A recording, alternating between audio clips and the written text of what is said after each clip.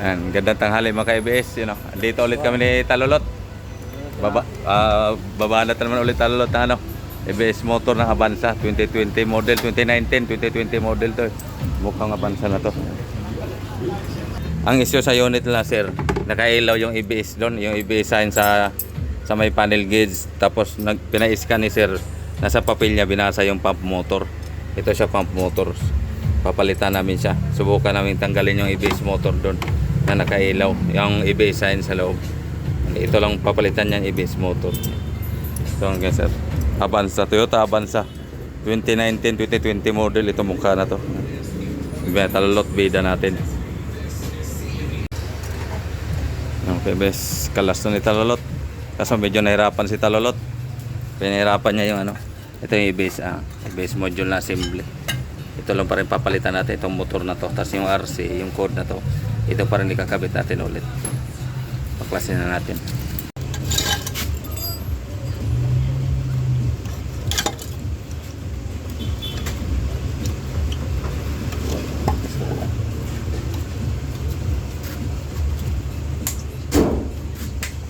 Tigas nga. Matigas.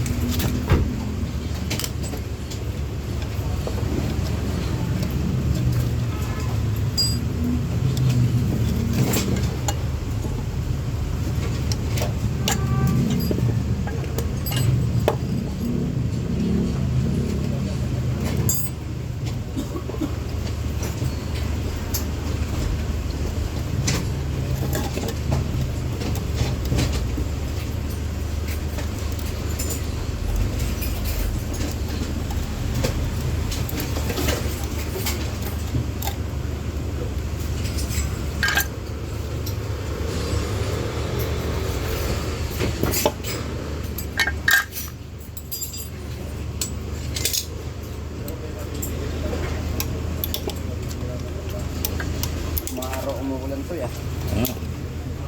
Init eh. Kami nakita kanina dito yung bumper reflector ng standard. So, bumper Talulot reflector. isang tornilyo, andyan Talulot ha. Expander. Uy, ko ay. Shout out sa mga lasing dito dyan. Shout out ka by Darwin. Shout out kay Darwin Cabal, lasinggero. Pag lasing, hiwalay kong hiwalay. Okay, beso.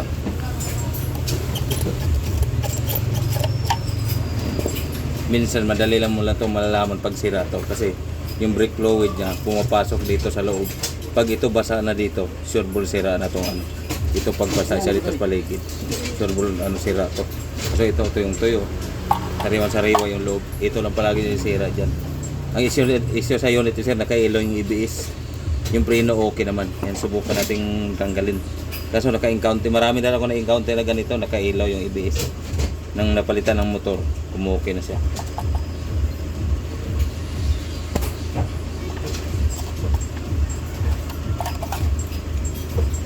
Asan yung mo? Ito yung pamalit. Camera. Ano ba eh? Hindi ko dinala eh, bigla Yan o. Ito lang palitan natin. Mga surplus Japan. Mga sariwa. Kaya ito. ABS motor.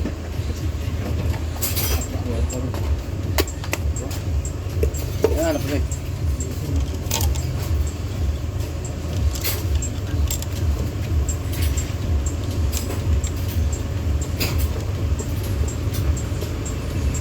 Init tuloy bigla no? Parang init ha? Alingin natin. Alingaso mo.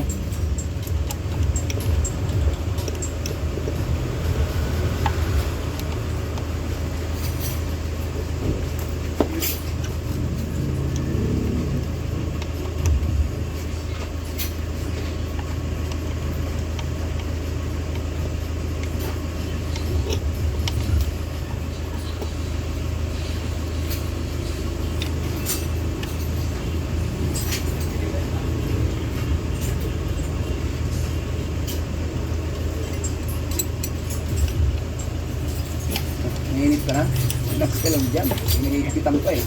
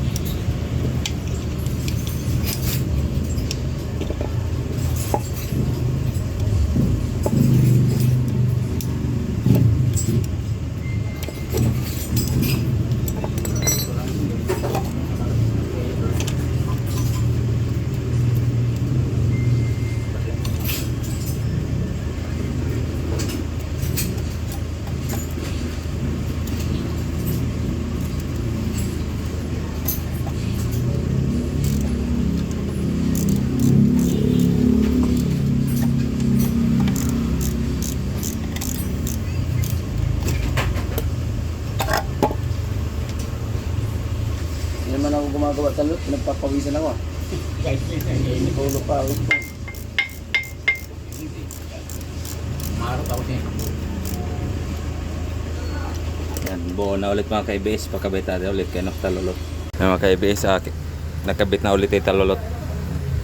Mga fitting sa linya kabit. Tapos i-blading natin dito sa linya sa motor. Pati sa mga ano, sa gulong dito. Lahat ng gulong i-blading natin. Tapos palitan natin ng bagong brake fluid. Yan mga ka-ABS, salinan natin ng bagong ano, brake fluid. Kasi bleeding natin dito muna yung una natin i-bleeding bago sa mga gulong.